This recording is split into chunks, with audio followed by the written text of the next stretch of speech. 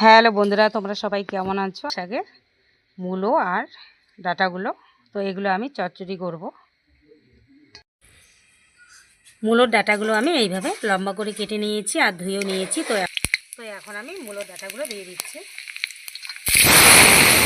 পরিমাণ মতো লবণ। তো এখন আমি মশলা করে নেব। চচ্চড়ির জন্য নিয়েছি পেঁয়াজ, রসুন আর এখানে সাদা সরিষে নিয়েছি। তো আমি শিলনোড়ায় বেটে নেব। ফুল লবণ দিয়েছি, জল বেরিয়ে গেছে। আর যেহেতু মূলো শাক এখন নতুন, দেখুন কতটুকু ডান্ডা হয়ে গেছে। এখানে পেঁয়াজ, রসুন আর সরষে দিয়ে দিলাম। দিয়ে দিচ্ছি লঙ্কা গুঁড়ো 1 চামচ, দিয়ে দিচ্ছি হলুদ গুঁড়ো 1/2 চামচ।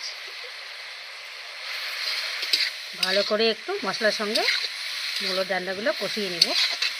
দিয়ে দিচ্ছি একটু জিরে গুঁড়ো, অল্প করে একটু দিয়ে দিলাম। এখন আমি জল দিয়ে দিব। দেখুন জল দিয়ে দিয়েছি। দেখুন বন্ধুরা, চচ্চড়ি আমার হয়ে গেছে। দেখুন একবার কত সুন্দর গামাখা হয়েছে। এই চচ্চড়ি খেতে কিন্তু খুবই ভালো লাগে বন্ধুরা। তো নামিয়ে নিব এখন। তো চচ্চড়ি আমি নামিয়ে নিয়েছি।